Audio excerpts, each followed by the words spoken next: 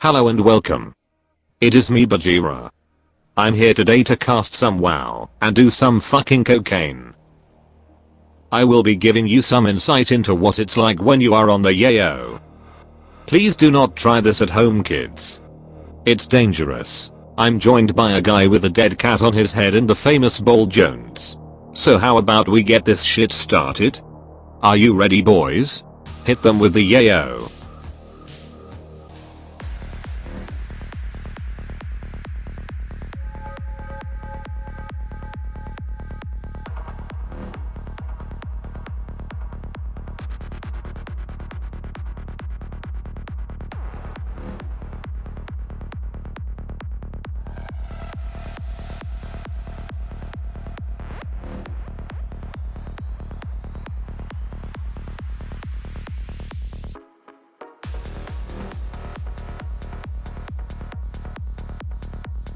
Hey guys, that was a really tough match for that Ret Hunter.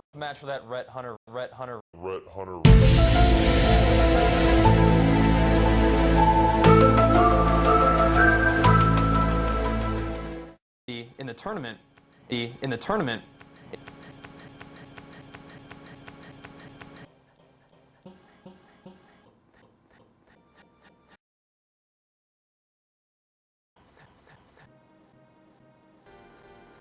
Over time, like I mentioned, Shifty going that really changes how offensive this Dream Team can play. It stops them from being able to run in for those blazing speed, those blink deep polys. Because if Sam Miami is going to be right in the middle of the mix, he's going to start feeling some serious sting in his health bar. If that's the case, Shifty doesn't have the mana to heal him. At the same time, if Snuts is in there, which he has to play aggressively, he's playing as a rogue. He's really working hard to set up that CC, do that damage, but if he's constantly half health, there's going to be a time where he has to pull back. Hey, that's my boy, Laura.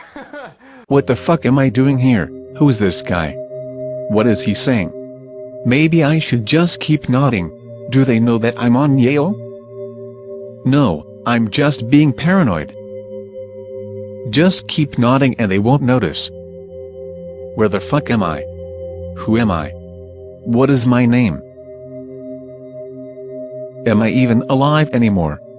Oh boy, that was a gnarly match right there. And then we almost saw another, we saw a 2v3 cross kill, but when you've got a full health Resto Druid and a full health Warlock on one team and like a 20% mage and a 20% rogue and like a 20% mage and a full health Warlock, got a full health Resto Druid and a 20% rogue and like a 20% mage and a 20% rogue, there's only so much you can do. Admittedly, I'm a big fan of chicken, but I don't know about it in that pick. I mean, if you throw a chicken in the jungle, it might not go so well. Because then we saw a ridiculous blind sap combo in a tournament. Snutsrogue is back, boys. He's real. Snutsrogue is back, boys. Snutsrogue is back, boys. Snutsrogue is back, boys. Snutsrogue is back, boys. This is gonna be a really, maybe last minute in the tournament for last minute. With that, I'm gonna send it back to the casters. All right, thanks so much. Blastbadar was getting low. He's like, you know what? My healer's in CC. I gotta get out of here. Blastbadar brought him behind the pillar, said, you wanna follow me? Let's go, man. You wanna tussle? And they just duked it out, the rogue and the shaman right behind the pillar. It was amazing.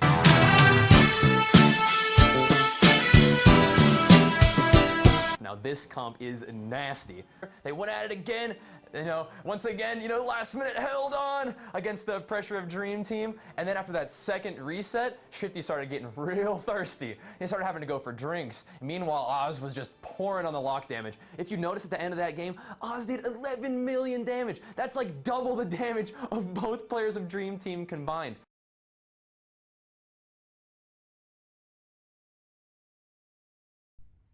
The next set of matches that we're going to have are definitely a set of matches that are going to be packed with energy, because we are going to be seeing Sidu and his team Method face off against World of Warcats. So Method is, like I said, fan favorite, huge Twitch following for a lot of the players on this team. And one of the cool things, they recently brought on Dota TKO and Beanslayer X. Now the interesting thing about World of Warcats is this team is led by the Death Knight, the only Death Knight in the tournament, Black Jeff. Now Black Jeff has faced off against Sidu before, not only in the ladder, but in last year's regionals actually.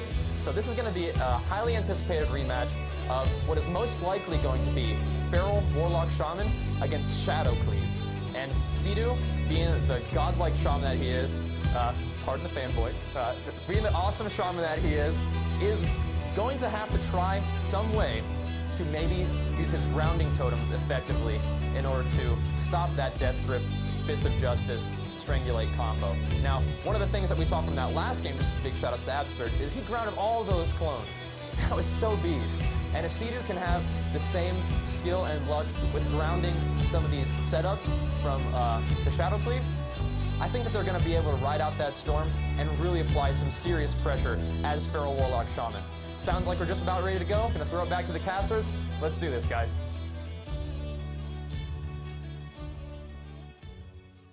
Of course, Dota or Lock-On TKO is sitting playing defensive with Sidu because he's just able to spread those dots out around the midfield. But that does mean that he isn't going to be able to get any dot pressure onto Sneaky Wong, which is going to make it pretty hard for CG to swap and do a ton of damage onto Sneaky Wong. Because it looks like every single time that CG is going to go offensive, it looks like the Feral Druid is just going to try to stop him as he's taking so much damage. He's just by himself out on the pillar. Oh, wow. He just put himself way out of position in that moment, wanting to switch over to Sneaky Wong, and great job. And one of the things to mention, sort of building a picture for you guys, is that Method did mention that they were confident against this team in FLS mirrors. So, despite Method being confident in their FLS mirrors against World of Warcats, that first game does go to the World of Warcats team.